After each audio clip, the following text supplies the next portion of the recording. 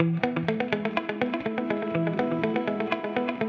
started to learn about Britain because I think it's essential that young people and new migrants learn about British history, citizenship, culture and values.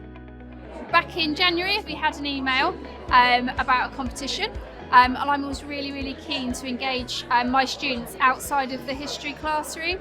I love to try and extend their learning in any way, so this was an ideal opportunity. Came up this morning from Cornwall on the train. We went to the war rooms, which is an amazingly atmospheric place. Just a brilliant experience.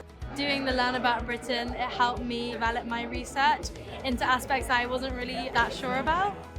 First of all, a very warm welcome, everybody, to the very best room in Parliament. My job is very simple, simply to introduce Learn About Britain, whose job is to help young people and immigrants learn about our history and about the fundamental values that lie at the very heart of our life.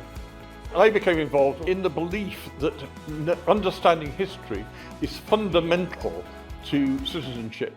All that history comes in, some of it is uncomfortable, but what you're teaching young people is how to explore that history and come to their own conclusions. People keep on saying that it's no good, you can't make a difference, nobody's listening, you as an individual can't do it, and yet you can.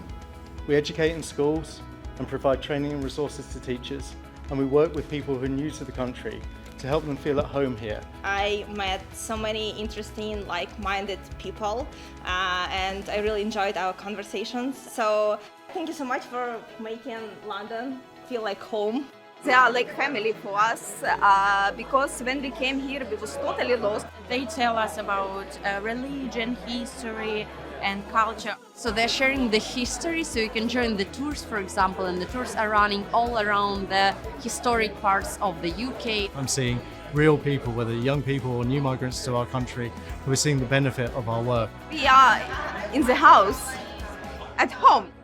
Thank you, Learn About Britain.